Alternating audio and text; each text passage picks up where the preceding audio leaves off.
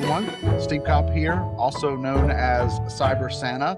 And I wanted to share with you all, I've been checking my list and checking it twice. Quite honestly, I've checked it a whole lot more than twice because 2025 has been absolutely bonkers and there's all kinds of things going on. And so we've got some nice folks and some naughty folks, and let's go through our list real quick. We got all kinds of things from AI voice clones, calling your grandmother, to nation state actors hiding into your home routers, and cyber heists that would make Ocean's 11 look like amateur hour. So a lot going on this year.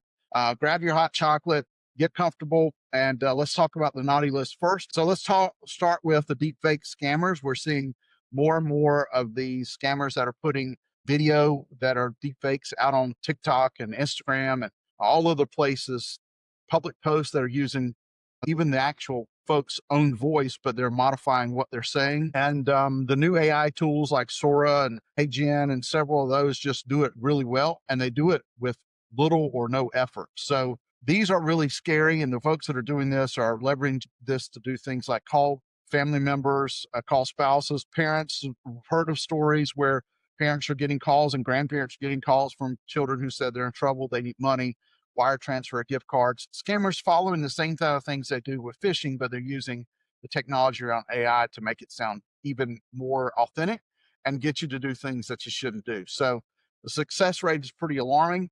The other recipient would be the lap dogs that are living in your home routers. Our strike team discovered this group that's targeting home and small office routers, and we're calling them lap dogs. It's compromised open relay boxes, what we call orbs, and these routers have been set up over a long period of time. And then once they're compromised, you essentially become a relay point, part of the botnet, part of this bigger group where they're routing malicious traffic through your IPs, one, to obfuscate themselves, but two, to get around protections that people put in place where we may, as defenders, block IPs from China or Russia or other things. And if you have these orbs, then they can redirect their traffic and not get blocked by geo-blocking or other things.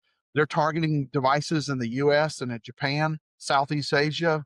It's potential that your home network could be part of a nation state actor's threat service. So coal out to those laptops. Coal also going to the Lazarus group, who we're calling kind of the Grinch who stole crypto. This is the North Korean group that's launched Operation Phantom Circuit this year. We've done some stories on that as well. There's data out from our Security Scorecard strike team that you can check out.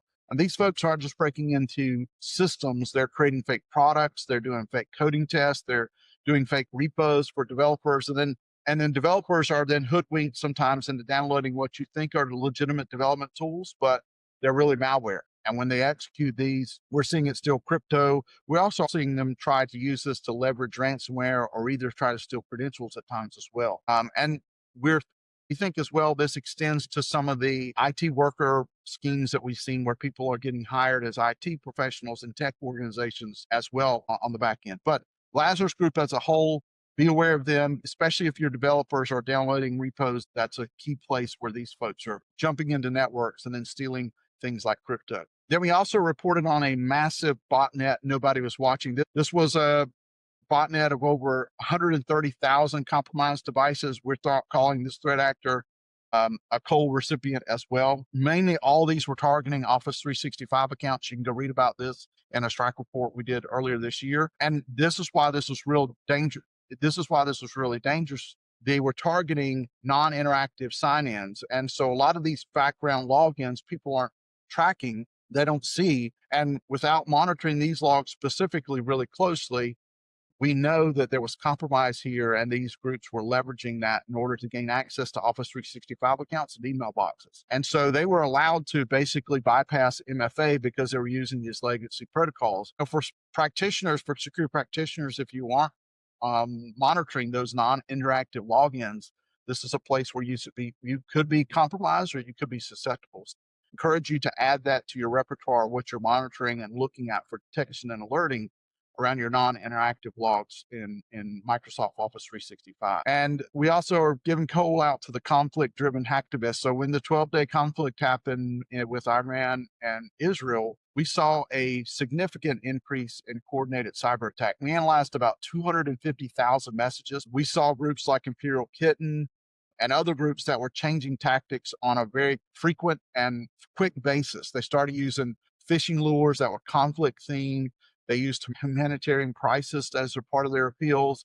And they use conflict to basically use content then around that conflict designed to exploit emotions and to get clicks. And so they were really leveraging real human suffering as a vehicle to steal data, defacing websites, spewing their propaganda, trying to demoralize populations. It really was the convergence of cyber warfare and kinetic warfare. And it creates this really dangerous environment for everyone involved. We really saw it with this conflict, kind of the evolution of how threat actors may use their cyber game and their kinetic game together in order to try to uh, dehumanize, gain their own popularity, and use this in order to justify their cause, but also all the while they're wreaking havoc and destruction. So there's a big list of our call recipients for the year 2025. There's a lot more, obviously, but these are the ones that stood out to us as well.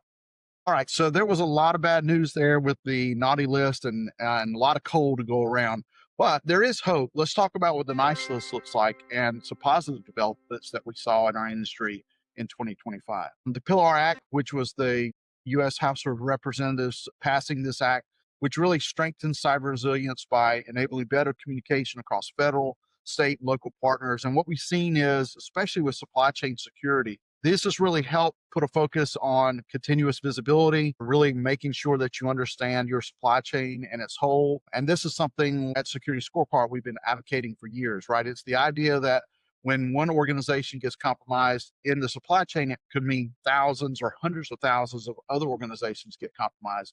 It's a ripple effect that can affect everyone. And we think that this bill really can push for better data sharing, better proactive detection capabilities, and really come out with meaningful progress for the industry as a whole. So we think this is a really good step from a cybersecurity posture standpoint at the policy level, and it can dictate controls and other processes and procedures in organizations where we can get better as a nation overall. Another kind of policy aspect for on the nice list is really the rural health investment that we've seen come out recently. The government launched a $50 billion initiative to modernize rural healthcare infrastructure. And so this matters to cybersecurity because if you've been in healthcare or you're in healthcare, you understand that many times where we have these rural healthcare centers that are trying to do, the best work they can for people that are in these areas, they also sometimes have cybersecurity issues because they're using older technology, they have limited budgets. But that injection of $50 billion can really help to initiate a cybersecurity evolution, if you will, in the rural healthcare space, where that money can be applied to technology, can apply to better equipment that has technology tied to it. As we know, many times in the healthcare space, you've got healthcare equipment that's tied to computers on the back end that are old or outdated and susceptible to cyber threats. And so these things can go to help upgrade systems, really secure the patient data, have better operations, and come out with better outcomes in the rural healthcare space. I mean, this is a true testament of where cybersecurity can really start protecting real lives. It's not just about data and ones and zeros. This is about real people. And this rural health investment can really help move the needle on what our healthcare system looks like from a cybersecurity standpoint. The industry as well gets gets on the nice list just because of our response to the sales law and drift compromise. And we saw the industry do a good job. And a lot of good conversations I've had with peers since then, thinking about what third party and fourth party risk looks like, thinking about things that are kind of shadow connections within SaaS to SaaS connectivity, OAuth tokens, API tokens, all those sorts of things. The industry has kind of opened their eyes, and I have seen a willingness to be transparent and a willingness to accept the fact that maybe we aren't doing the best jobs in these areas and we can do better. And so I think that's a great sign that we learn from as an industry. Practitioners can get better. We can determine and decide on what's best to protect against this, how we make it visible, how we discover it, and then how we really protect against it. So having said all this, I'd say as we head into the holidays, if I had one thing to tell you, it would be just stay vigilant, right? We know during this time, we have threat actors that are doing things like sending text messages about packages that you didn't order. They're impersonating your boss, and they could be doing it now with an AI video even, or AI phone call to tell you to get gift cards for the holiday party. Obviously, there's those phishing attacks that still come that say, hey, this deal, you get 98% off on a new car. Those deals that seem too good to be true normally are too good to be true. So just be careful, be cautious, Really take care. Be safe out there. Stay vigilant. And I wish you and yours Merry Christmas and a Happy New Year. Happy holidays to everyone. And thanks for joining.